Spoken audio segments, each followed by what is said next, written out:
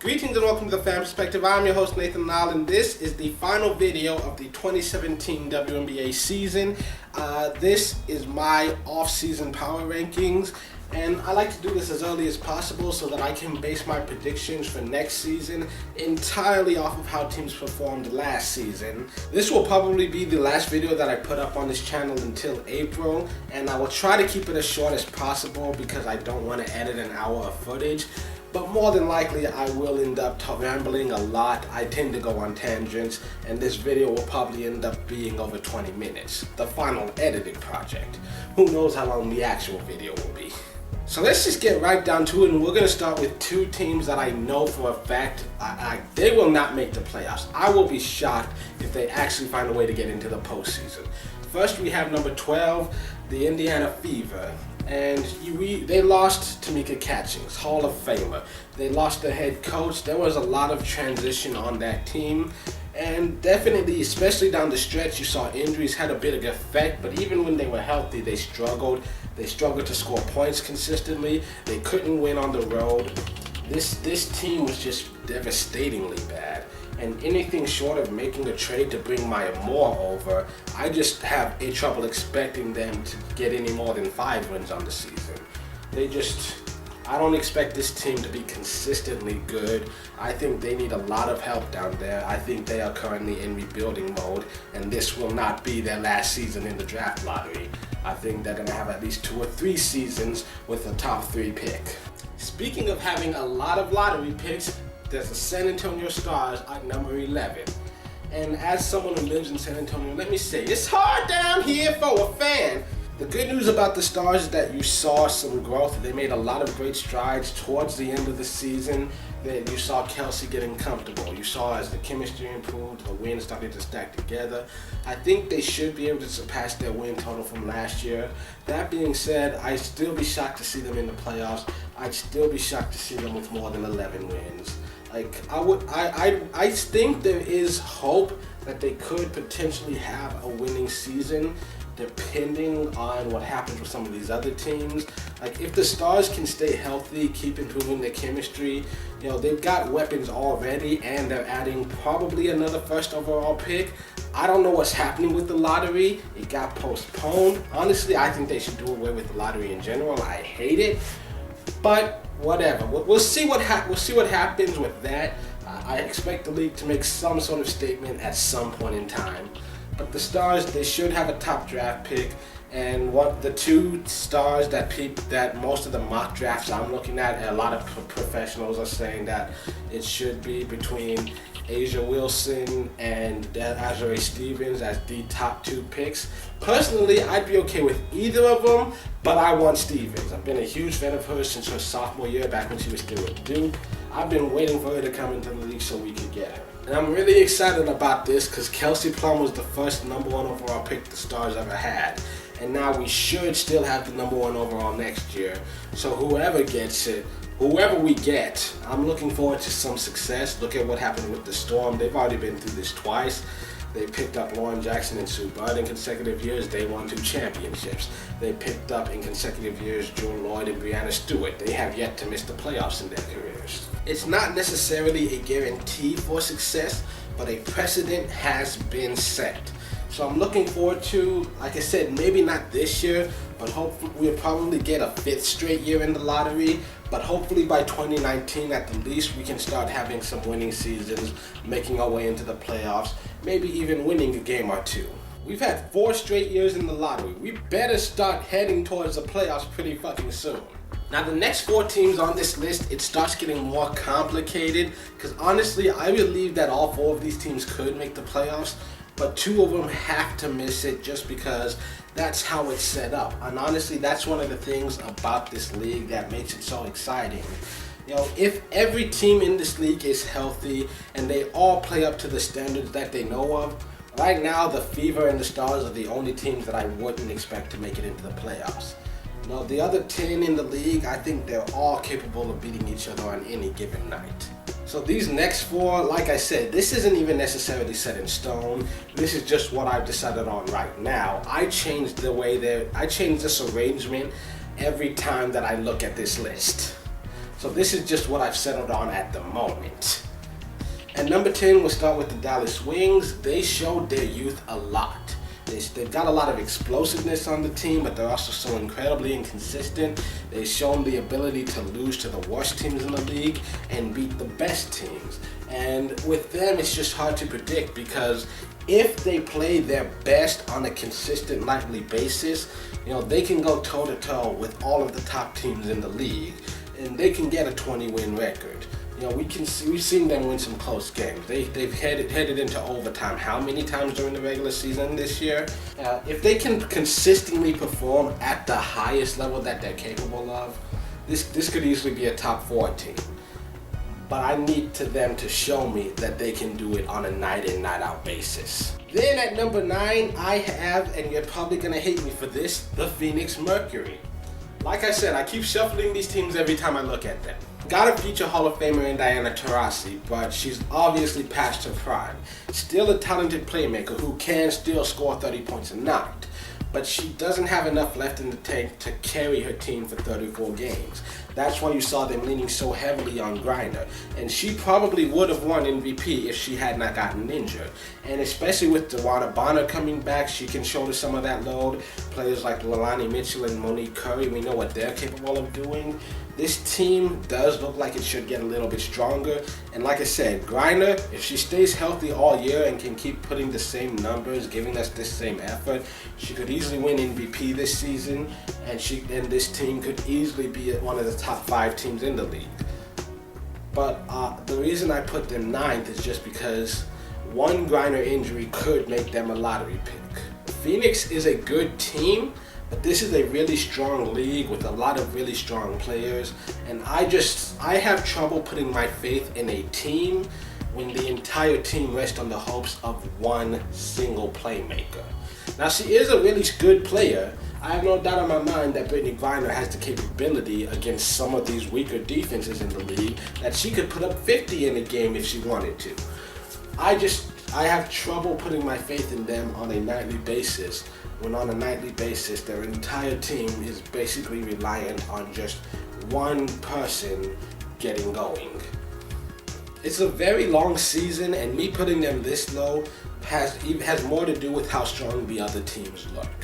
Next up at number 8, we're finally in the playoffs, and I've got the Chicago Sky. This is based mostly on how they played down the stretch at the end of the season. This team, when it's healthy and has its full complement of players, you've got all-stars like Stephanie Dawson, Allie Quigley. You've got Courtney Vandersloot, who is getting a double-double every game. She looked like, if she can put up those kind of numbers all season long, she looks like an MVP candidate.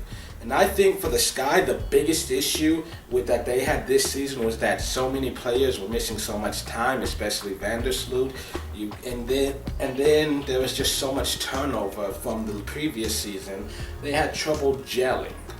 But I think, with time to get to know each other, they've got enough playmaking on this roster. Elena Coates and Jameer Faulkner should be returning from injuries this year.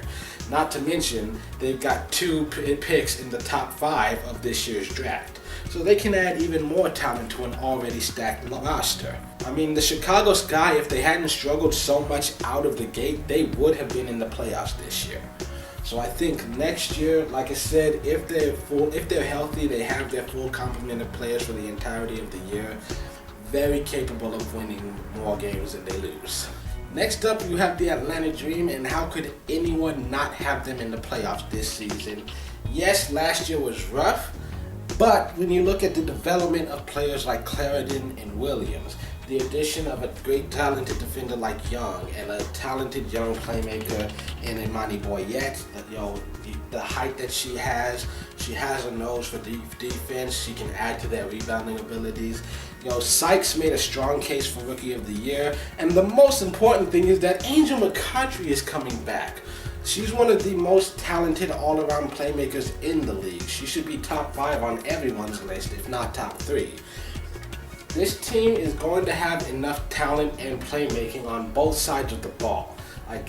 Barring severe injuries, I expect this team to 100% be in the playoffs and stay above 500 all year long. I have a lot of personal hatred for this team, and I will always root against them no matter who they are playing against. But you cannot deny that the talent is there. As long as they are healthy, they've got their full complement of players, they will be in the playoffs and they could potentially make a deep run. I think they'll fall short of the finals. I don't think they'll be playing for the championship, but I think they'll be in the race. Next up at number 6, we have the Seattle Storm. You've got Sue Bird as their leader, the all-time leader in assists. And as long as she's in charge and you look at the continued maturation of Lloyd and Stewie, as long as those three are there and healthy, there's no reason to ever think this team could have any shot of missing the postseason. There are a lot of questions I have about them, which is why I couldn't feel comfortable putting them any higher than 6. I'm not sure what the coaching situation could be. And there are a lot of other side pieces, like with Talk and Mosqueda Lewis. Their development has been slow, but they could still potentially have a breakout year in their 3rd season. Who knows? This is a team that has enough talent.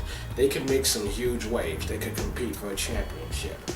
But there is still so much up in the air for them.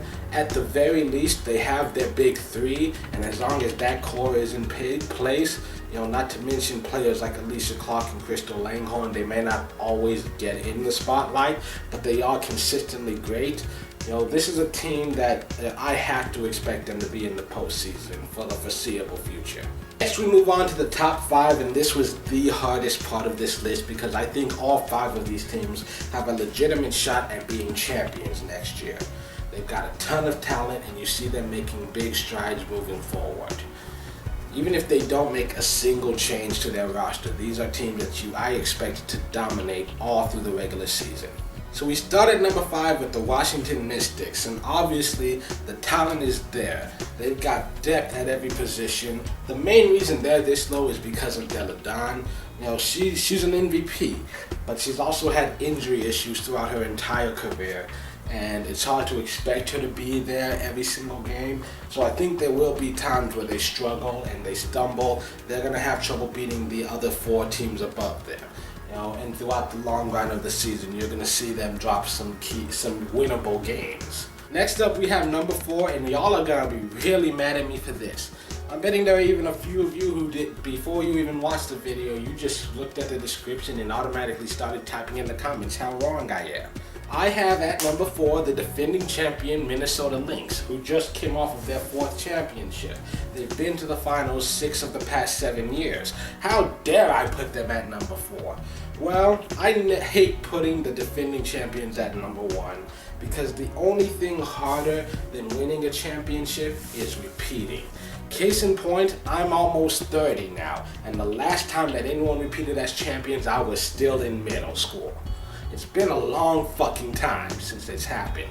And as fantastic as the Lynx have been in their run, they have yet to win a championship twice in a row. Also, while all of that does factor in, honestly the biggest reason I decided to drop them lower is because they're old. And I'm starting to understand where a lot of these people, like I'm a Spurs fan too, and I've been hearing for years they're too old, they can't do it. But I can kind of see where people are coming from now when they say that. Because I'm looking at the Lynx and I'm just thinking, Maya Moore is the only starter under the age of 33. And they've got their bench, they have very little depth. Can anyone guarantee me Rebecca's actually going to play next year? Samoa and Lindsay have both struggled through injuries the past couple of seasons. Don't get me wrong, I know Maya Moore, she took a step back to let Sylvia Fowles dominate. If she wants to, Maya can still score 40 a game. And I think as long as she's there, there's no way that this team will ever miss the playoffs. The reason I put them so low is because it's a very long season. It's a long grind that people nearing their 40s are going to struggle with, especially on a team that has never really been known for having the best bench.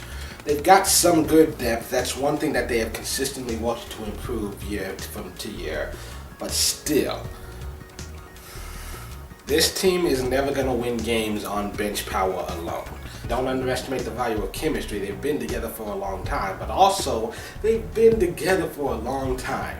While this team has held steady and consistently stayed great, other teams are improving by leaps and bounds.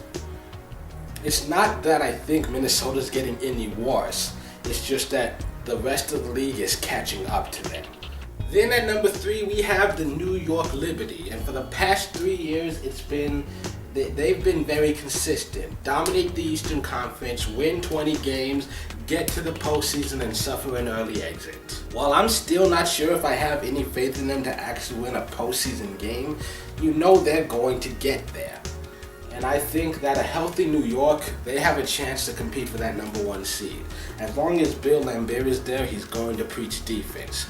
And you've got Tina Charles, who's basically an MVP candidate every season, but now she actually has help around her. You see that the offense has drastically improved recently.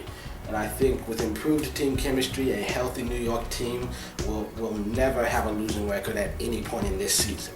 Next up, I am putting at number 2 the Connecticut Sun, and I was basically a coin toss away from putting them at number 1. They've improved so drastically every year since Kurt Miller took over.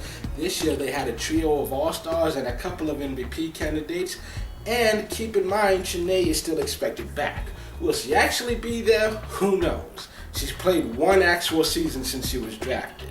But if she does come back, she's adding even more talent to an already stacked roster. And even if she ends up missing the season again for whatever reason, you already saw them finish 4th place this year. And Jonquel Jones is only in her 2nd season. She helped guide them to 4th place, setting a new record for rebounds in a season. And of course, I have at number 1, if you couldn't guess it already, the LA Sparks. Yes, I know they lost the championship, but when you look at the first 3 games, they were 1 good play away from possibly sweeping the Lynx. And you can look at the last 2 games and say, oh, they had an epic collapse. I choose to look at it and say that Minnesota stepped up. Minnesota's a team that's been here 6 times. They've literally been there, done that, bought the t-shirt, bought a hat, bought the shoes, got the jacket, got some gloves. That's a team that they know their window's closing. They're playing from behind. They know that the pressure's on, and they knew how to respond to it. I think that experience made them better equipped to handle those situations. But the Sparks, as they continue to improve, they had some roster turnover this year. You saw some young players struggling in those key moments. You saw some bad decisions at times. But as they continue to get older and mature, as the chemistry improves, as long as this core stays together, you see the improvement from individuals during the offseason, the improved chemistry overall. This is a team that is in a great position right now to potentially make a 3rd straight trip to the finals. This is a team that's stacked with talent, and they've got a great head coach who is gonna figure out how to make it work. And more than anything else, they're gonna come back pissed and looking for redemption. Because they know they fucked up, they know they had a chance to win it all, and they let it slip away. So they're gonna come back and prove that they deserve to be champions by going out and winning the championship. I'm calling it right now. Go to Vegas, put your money down for the Sparks to win the championship in 2018. I'm just kidding, don't do that. Gambling is wrong. Also, it's stupid to make a bet like that 360 days in advance. So much could go wrong from here to there. So, that's it. Those are my off-season power rankings. I knew this video was gonna be super long. Hey guys, my camera randomly cut off while I was in the middle of an outro. So I'm sitting here editing right now. I've just got to throw this stuff in there real quick.